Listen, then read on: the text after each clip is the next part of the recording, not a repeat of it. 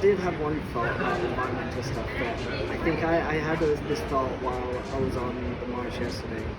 It was that particularly there's a sentiment being going around that I kind of agree with, that like our leaders aren't doing anything, and that's really frustrating, and then we need to step up and do that. But I also find that really frustrating. The reality is that there are no individuals that can change this, and that's not a bad thing, that's a good thing. But I don't think I'm also very, very frustrated with this kind of constant you need to change, whether the cups you're using, the straws you're using, and the reality is it actually does take our leaders putting some actual laws in place to guarantee a future, and that can come in lots of different things. Some of those we're going to find are infringing on freedoms, but it means that people will be free to live in the future. And I think that's really, really important, is that actually it's not just the individual, in fact it's not really the individual actions we take, it is collective action, it's collective demanding something from our leaders, but it does have to come from those leaders. It can't come from individual choices making small changes that capitalist way of thinking won't last us into the future.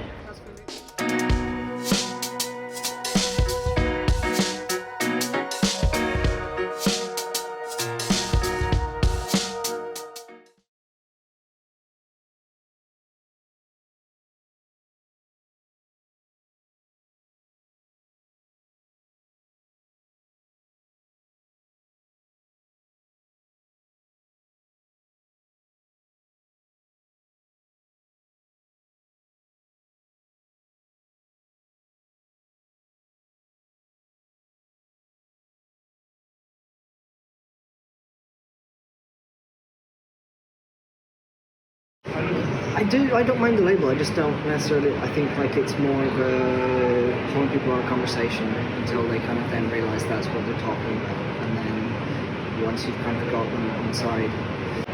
For me, it's lots about it's not just about where you source the wood, it's placing the value on the material itself, and how then that makes you frame something as whether it's junk or whether it's valuable.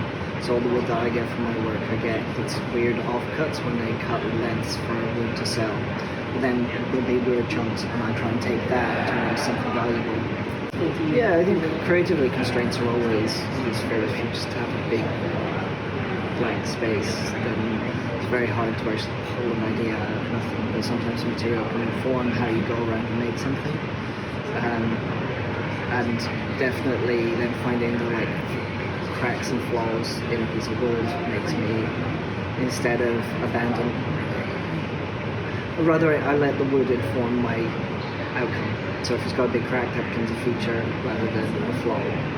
It's definitely what you value, and not just oh, I throw that away or not. It's the very value of where something comes from, and then how quickly we see something as worthless when there's lots of value in it. And how those weaknesses can actually be our strengths. That's how I definitely see it.